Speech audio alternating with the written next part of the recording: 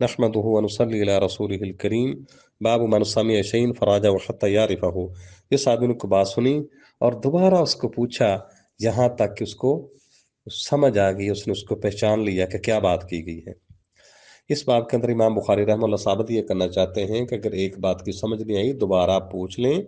طالب علم کا بھی حق ہے، استاذ کا بھی فرض ہے اس کو بتا دے، یہ بھی رسول اللہ کی سنت ہے۔ اصل امام بخاری رحمہ اللہ کے استاد ہیں سعید بن ابی مریم، جن کا تعلق مصر کے ساتھ ہے۔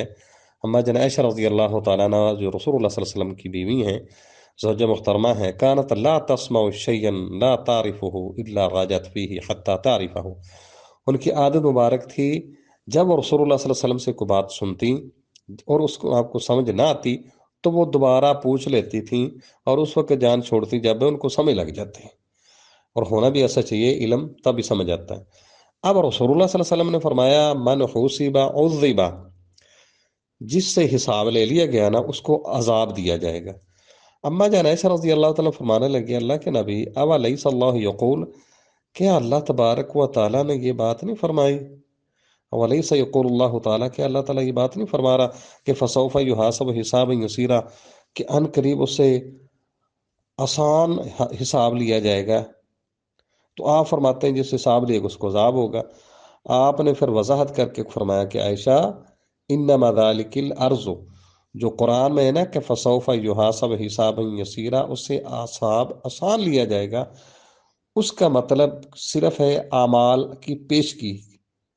اور ولیکن من نوقش الحساب، لیکن جس سے حساب کی پوچھ گچھ ہو گئی کہ یہ کام تو نے کیوں کیا ہے، آنکھیں دی تھی تو نے اس کا کیا کیا ہے، وہ ہلاک ہو گیا، وہ مارا گیا۔ یہ 4 دفعہ حدیث آتی ہے صحیح بخاری کے اندر۔ اب چونکہ حساب آسان ہوگا، اس کا کیا مطلب ہے؟ جس طرح ابو ذر غفاری رضی اللہ تعالیٰ عنہ بیان فرماتے ہیں صحیح مسلم کے اندر ہے، قیامت کے دن ایک آدمی کو لایا جائے گا، اس کے بڑے گناہوں کو پیچھے رکھ کر چھوٹے چھوٹے گناہ پیش کیے جائیں گے، اس کو کہا جائے گا تو نے فلاں دن یہ گناہ کیے تھے، فلاں کیے تھے، فلاں کیے تھے، فلاں کیے تھے، وہ انکار نہیں کر سکے گا۔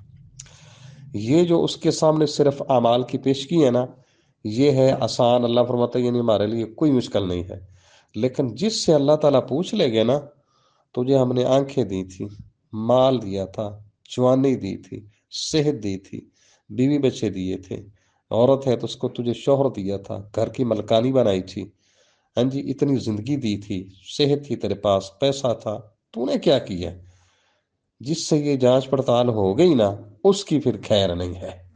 اب اما عائشہ جان عائشہ رضی اللہ تعالیٰ نے وہ جو قرآن کی آیت ہے نا 29 پارے کی 30ویں پارے کی فسوف یحاسب حسابا یسیرا، اس کا مطلب پوچھا، اس کا مطلب ہے کہ صرف اعمال کی پیشگی، آدمی کے سامنے اس کے اعمال پیش کیے جائیں گے۔ لو جی، یعنی اللہ تعالیٰ سمجھانے چاہتے ہیں ہمارے لیے حساب لینا بالکل آسان ہے، میں کوئی مشکل نہیں ہے، لیکن جس بندے سے حساب کے متعلق تھوڑی سی پوچھ گچھ ہوگی، پڑتال ہو گئی کہ یہ کیوں کیا ہے تو یہ کیوں نہیں کیا ہے، بس اس کی خیر نہیں ہونی۔ اللہ محفوظ فرمائے سب کو۔